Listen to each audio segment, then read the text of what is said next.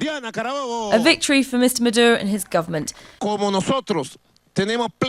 a speech after the results, he spoke to Venezuelans, saying he had faith in transparency. And in his opinion, proof that Venezuela's democracy still works.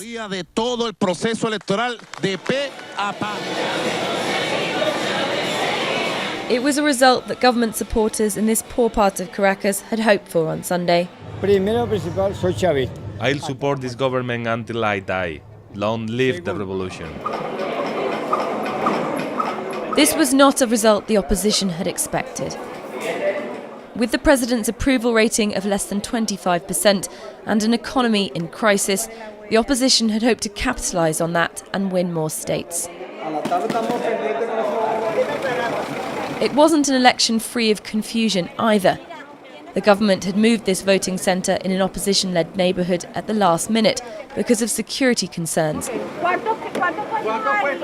The opposition put on buses to take people to the other side of town and cast their ballot. The distrust and frustration with the government is widespread here. Some people, though, take it to the extreme. I think foreign intervention has to come. In what way? Military intervention. Yeah. How you get these people out? We're desperate here. The rules of democracy are not working here. Y ahora me doy cuenta de que de ti he aprendido el valor de cada sufrimiento. For Elvira, these elections have only served as a stark reminder of the family's heartbreak.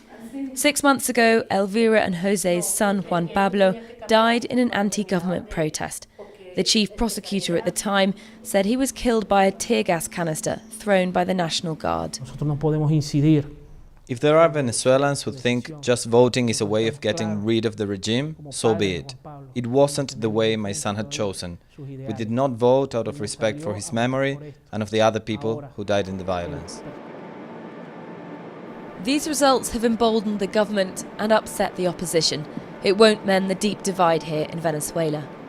Criticised by the international community and facing US sanctions, Venezuela is increasingly isolated.